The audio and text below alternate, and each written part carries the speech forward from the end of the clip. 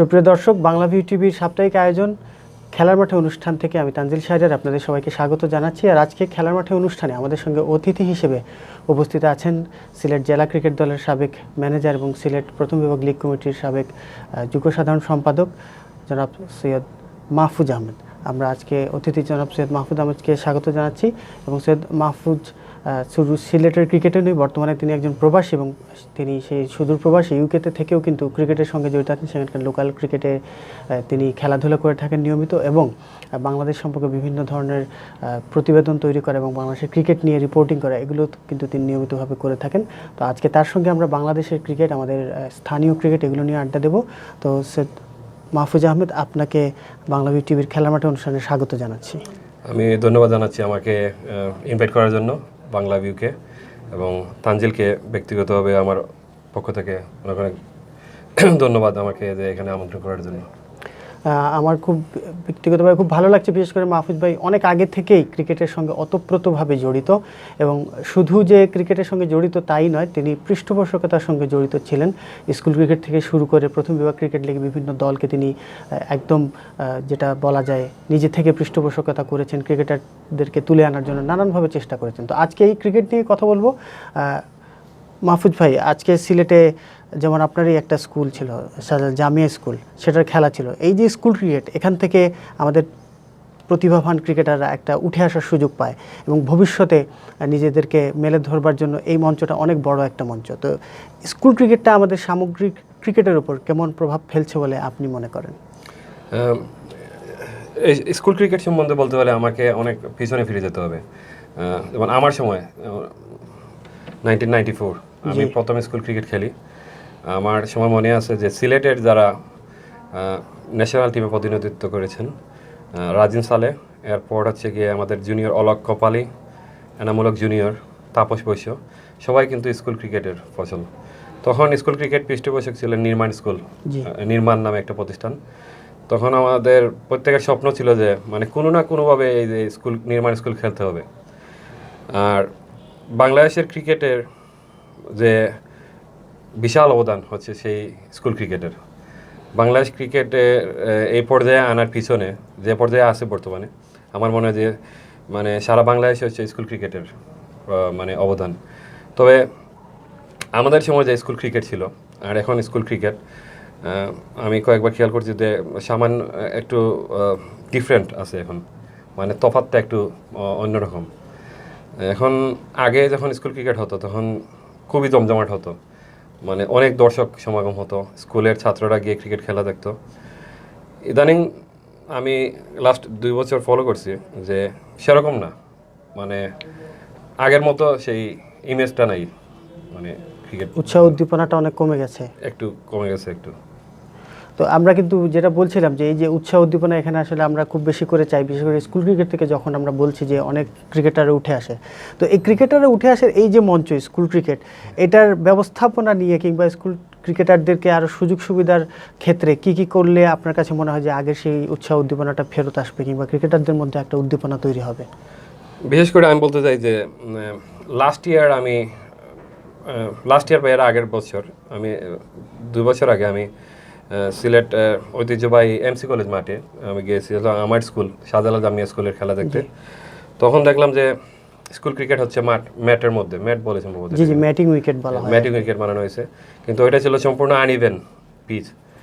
যখন একটা school cricket player তার জীবনের সূচনা করবে ব্যাটিংয়ের বা বোলিং, তখন সে আনইভেন জিনিস থেকে শুরু করতেছে, মানে সে সলিড কোনো পিচ পাচ্ছে না। শুরুটাই হচ্ছে তার ভুলভাবে শুরু হবে। একটা বলার হঠাৎ উইকেট পেয়ে যাবে, কিন্তু তার কোনো কারুকাজ ছাড়া উইকেট পেয়ে যাবে, কারণ পিচের জন্য। আবার একটা ব্যাটসম্যান অনেক সময় আছে যে একটা গুড লেন্থের ডেলিভারি, সে কিন্তু শর্ট পিচ পেয়ে 6 মেরে দেবে। সে মানে এটা হচ্ছে ভেরি ইম্পর্টেন্ট হচ্ছে গিয়ে স্কুল ক্রিকেটের পিচ, কারণ এটাই হচ্ছে আগামী দিনের ভবিষ্যৎ। তা আমি মনে করি আজকে দেখলাম যে আবার সিলেট স্টেডিয়ামে হচ্ছে, এটা একটা ভালো উদ্যোগ। আবার ম্যাটিং উইকেটে কিন্তু ওই এমসি কলেজের ওইটা থেকে অনেক ডিফারেন্ট।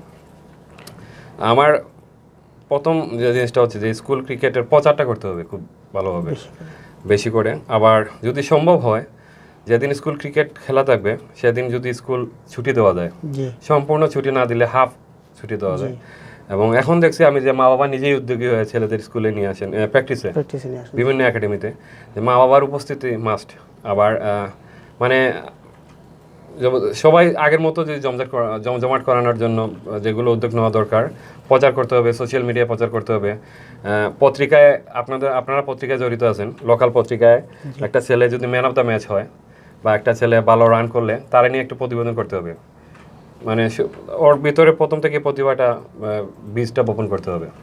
যখন আমাদের সময় হতো, তখন সিলেটের স্পেশালি বলতেছি, যখন একটা ভালো ছেলে কোনো ভালো স্কোর করতো, ভালো উইকেট পেতো, তখন সিলেটের ডাক বা জালালাবাদ ওদের নিয়ে প্রতিবেদনটা করতো।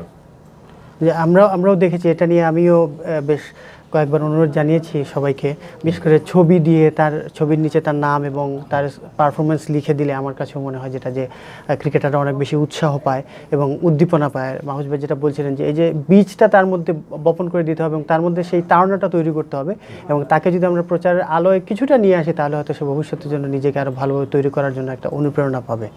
তো মাহফুজ ভাই, এবার একটু আমাদের স্থানীয় ক্রিকেটের দিকে ফিরবো। একসময় বাংলাদেশ জাতীয় দলে সিলেটের 5-6জন, বৃহত্তর সিলেটের 5-6জন পর্যন্ত একসময় জাতীয় দলে খেলেছেন, কিন্তু সেই জায়গা থেকে এখনকার অবস্থা যদি আমরা চিন্তা করি, আমাদের সিলেট শহরের 4জন ক্রিকেটার একসঙ্গে জাতীয় দলে ছিলেন, রাজিন সালে, অলক কাপালি, তাপস বৈশ্য, এনামুল হক জুনিয়র। কিন্তু দীর্ঘ একটা বিরতির পর কয়েকজন ক্রিকেটার যেমন আবু জায়েদ রাহি সুযোগ পেয়েছেন, খালেদ আহমেদ খেলেছেন, এবাদত হোসেন খেলেছেন, জাকির হাসান খেলেছেন, কিন্তু আন্তর্জাতিক পর্যায়ে পারফর্ম করার মতো ক্রিকেটার আগের মতো সেই রাজিন, অলক, তাপস, এনামুল হক জুনিয়রদের মতো উঠে আসছে না। তো এক্ষেত্রে কি কারণের নেপথ্যে রয়েছে বলে আপনার কাছে মনে হয়?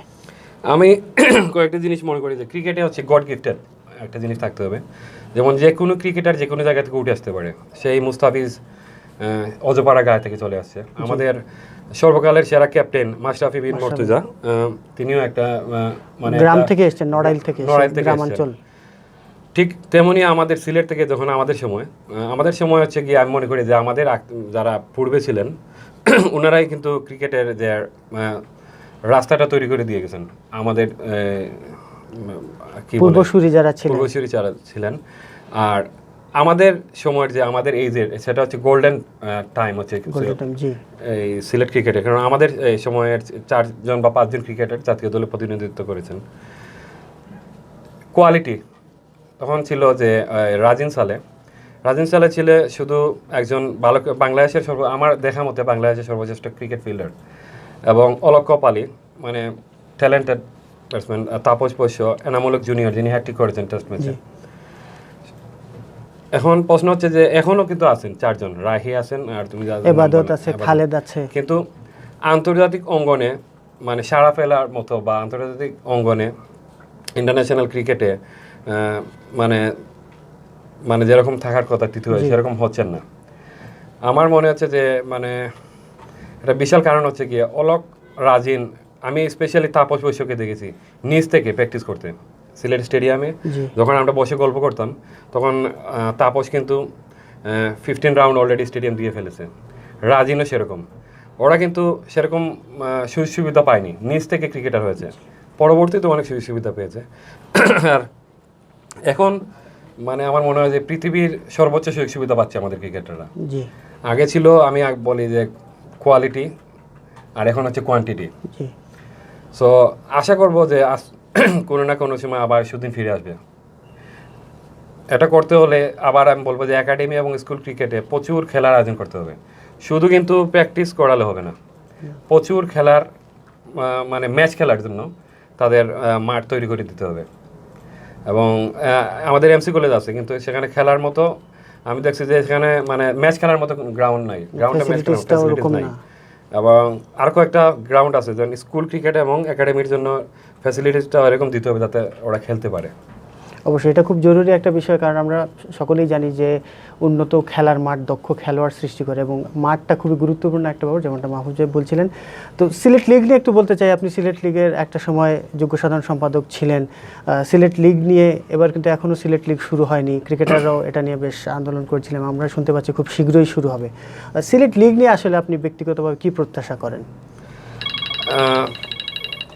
সিলেট লিগের সম্বন্ধে বলতে গেলে সিলেট লিগ আমরা যখন খেলেছি সিলেট লিগে বা এর আগে, সিলেট লিগ ছিল একটা জমজমাট ক্রিকেট লিগ। পাকিস্তান থেকে, ইন্ডিয়া থেকে শ্রীলঙ্কা থেকে পৃথিবী বিখ্যাত প্লেয়াররা এসে খেলতেন।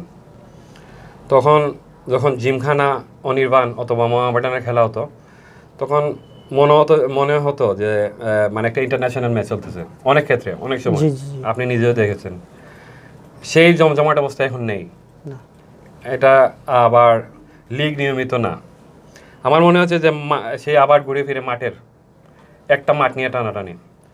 যে সিলেট ক্রিকেট যেটা গ্রাউন্ড, জেলা স্টেডিয়াম, জি, সেখানে কিন্তু হকি, ফুটবল, ভলিবল, আবার ক্রিকেট।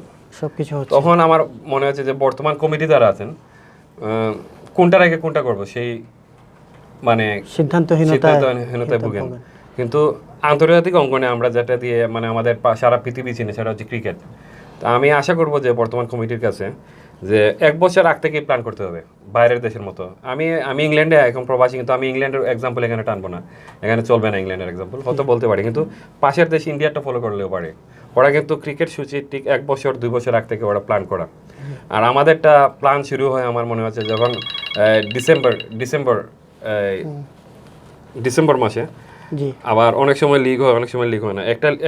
একটা লিগের সাথে অনেক কিছু সম্পর্ক। একটা নতুন প্লেয়ার উঠে আসা, ওর প্রতিভার প্রকাশ করা, বিকাশ ঘটানো, আর হচ্ছে গিয়ে রুটি রোজগারের কিছু বিষয় আছে। একটা প্রফেশনাল ক্রিকেটাররা যখন কিছু টাকা পায়, তখন খেলতে সে আরো উৎসাহী হয়। অনেক কিছু ইনভলভ এটার মধ্যে। অবশ্যই। এখন আপনি যদি ওর একটা বছর নষ্ট করেন, হয়তো এখান থেকে একটা প্লেয়ার ন্যাশনাল টিমে খেলতো অথবা জাতীয় লিগে যেত, তার অবস্থানটা আর একটু ভালো হতো। আপনি তাকে 1 বছর পিছনে ফেলে দিলেন, আর এই 1 বছর পিছনে যাওয়ার জন্য সে হয়তো ক্রিকেট থেকে হারিয়ে দিতে পারে। হয়তো আমরা জাতি হিসেবে, বাংলাদেশ হিসেবে একজন প্রতিভাবান ক্রিকেটারকে 1 বছর হারিয়ে যাবে, কেউ জানলামও না, কিন্তু সে প্রতিভাটা বিকাশও ঘটাতে পারলো না।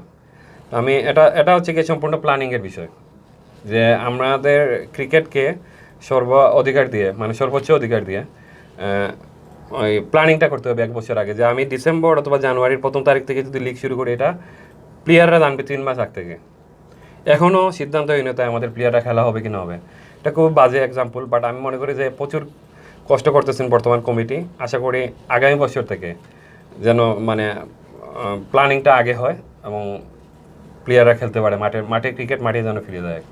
অবশ্যই আমরা প্রত্যাশা করি যেন হাউজভাই যেমনটা বলছিলেন যে একটা ক্রিকেট ক্যালেন্ডার যেন তৈরি হয় এবং সময় মতো ক্রিকেট খেলাটা যেন মাঠে গড়ায়। তো এবার স্থানীয় ক্রিকেট থেকে একটু আন্তর্জাতিক ক্রিকেটে যেতে চাই, এবং সেখানে প্রথমেই যে প্রসঙ্গটা তুলতে চাই সেটা হচ্ছে বাংলাদেশ অনূর্ধ্ব-19 দল বর্তমানে সাউথ আফ্রিকায় আছে, এবং সাউথ আফ্রিকায় অনূর্ধ্ব-19 বিশ্বকাপ চলছে। সেখানে বাংলাদেশ কিন্তু ফাইনালে জায়গা করে নিয়েছে। ইন্ডিয়ার বিপক্ষে তারা ফাইনাল ম্যাচ খেলবে, এবং তারা সেমিফাইনালে নিউজিল্যান্ডকে হারিয়েছে 212 রান তাড়া করে। তারা কিন্তু নিউজিল্যান্ডের বিপক্ষে জিতেছে। মাহমুদুল হাসান জয় সেঞ্চুরি করেছেন।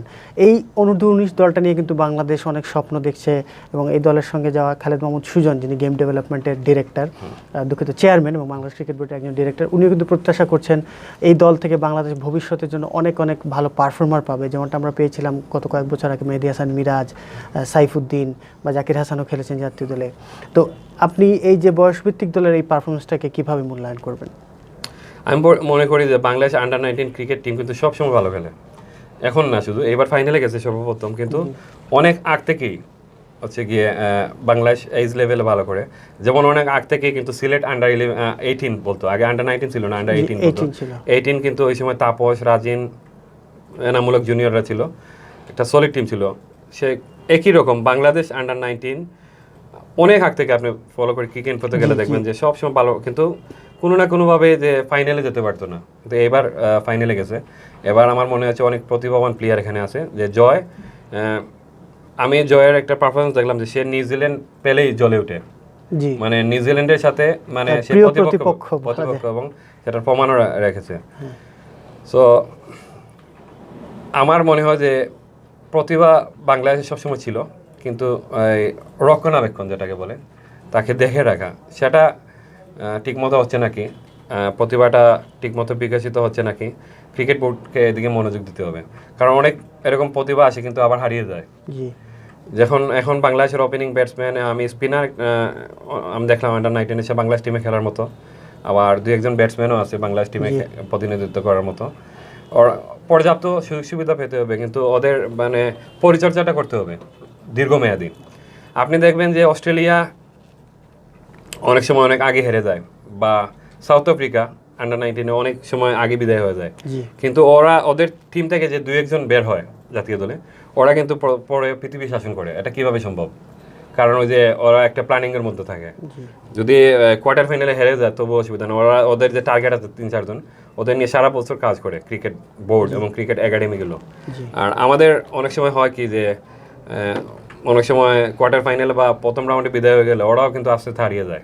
কিন্তু অস্ট্রেলিয়ার ক্রিকেট অবকাঠামো, সাউথ আফ্রিকার এতই স্ট্রং যে যা রেজাল্টই হোক, কিন্তু আমার যে 4-5 জন টার্গেট আছে ওদেরকে মানে ন্যাশনাল টিমে নিব এবং সেই অবস্থায় নিয়ে যাব।